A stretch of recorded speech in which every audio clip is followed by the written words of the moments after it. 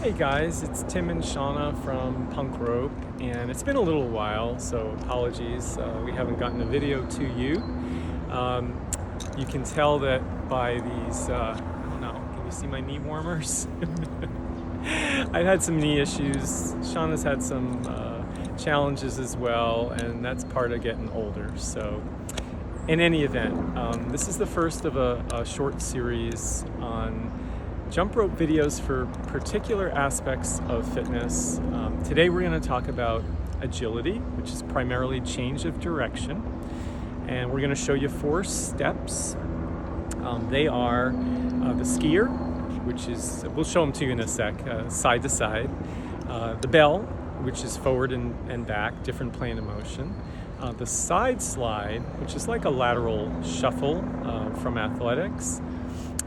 And then I think I'm going to show you a jog forward and back, even though that is somewhat painful for me. The sets are going to be 30 seconds only, with recovery in between that's not predetermined, okay? If you were to do this on your own, you could do multiple rounds. You could do longer sets, 45 seconds, 1 minute. You could have a prescribed resting period if you like. You know, you have a watch that beeps or a gym boss or whatever. So there's lots of different ways to go about this. But we're gonna just do it this way so we don't take up too much of your time. Okay, so I'm gonna back up unless Shana thinks I missed something in that intro. That hits the basics. Okay, Yeah. okay. Obviously you wanna pick the rope that's best for you for this fitness attribute, which in my opinion would be a lighter rope. I wouldn't go heavy. Agility, so we're really thinking about quick change of direction. We're not looking at strength, we'll do that another time. We're not looking at stamina, we'll do that another time. I'm gonna use our trusty 5mm rope, which you can find in our shop. Okay, so I'm gonna back it up. Shauna's gonna be on the watch. On the Timex. That looks good.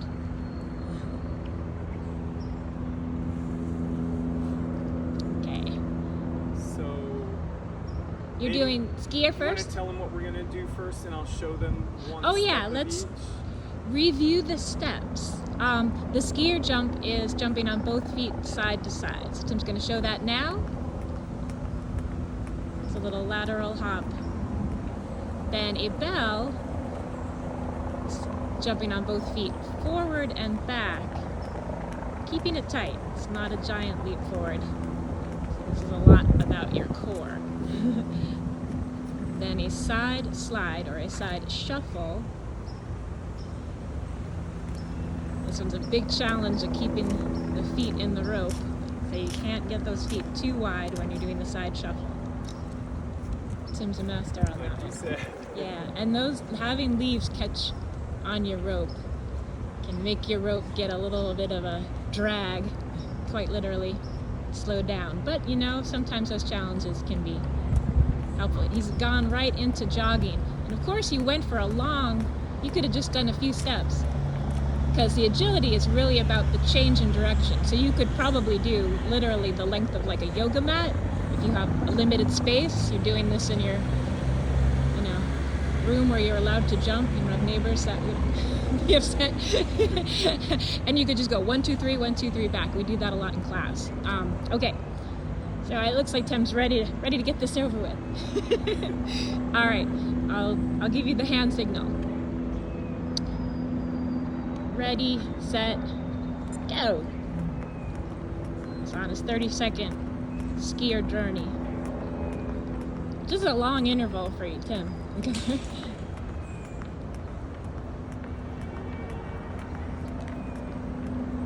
So you got halfway there, 15 more seconds.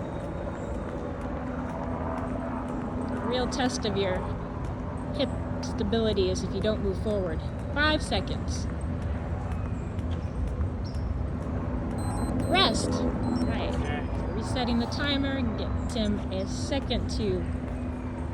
So just guys, on that, if you were videotaping yourself, Or if you had a friend, they could look at whether their knees, your knees, are collapsing in.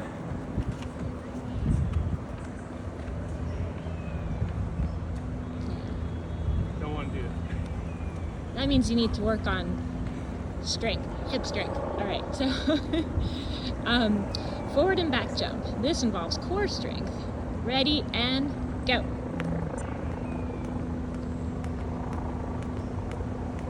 Now Tim is cleverly using the line on the track here so that he can kind of use a downward glance of his eyeballs, and he's doing really well clearing that line. You have 10 more seconds.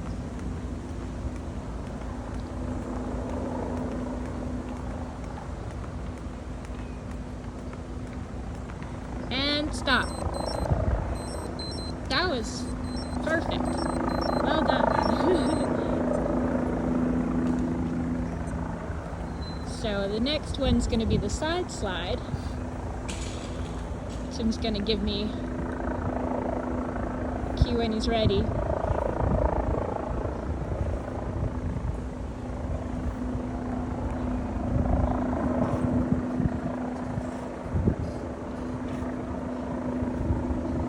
Okay. And go.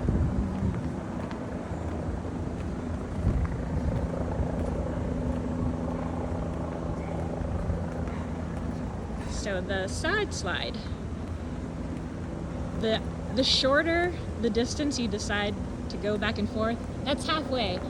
Really the harder it is, because that's more times you have to change directions. If you have a longer distance like a basketball court, in some ways it's easier. And rest. So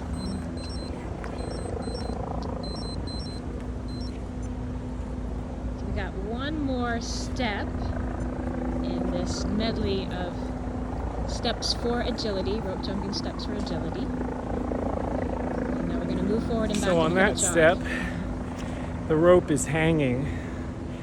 I'm slowing my turn down. That's a very important point. More than 50%. Being able to control your rope with your wrists. I mean, otherwise you're just going to probably end up using a lot of shoulder.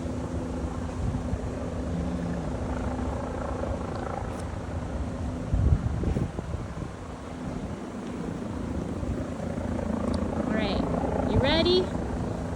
Go.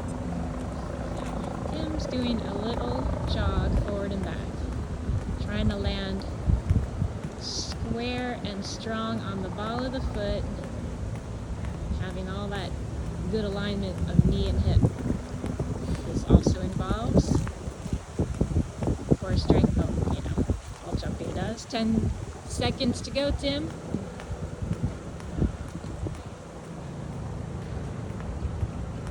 And rest. He's like, yay, that's over. So those steps are really good combination. You want to create an agility workout, do something more than just a basic bounce in your warm-up routine or as a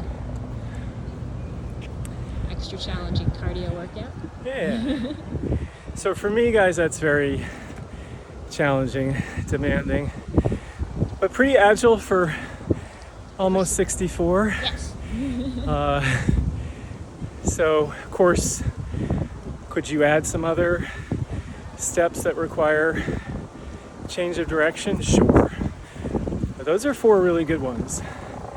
And in another video, we'll get into strength, stamina, hip mobility, Speed. and speed. Speed and quickness. Speed and quickness. But thanks for watching, you guys. Thumbs up if you enjoyed it.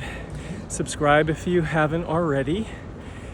And check us out at punkrope.com. I'll be training Tim. We'll come back and do this again in 3 months. There you go. All right. We'll see you next Maybe time. there'll be snow. Bye. Bye.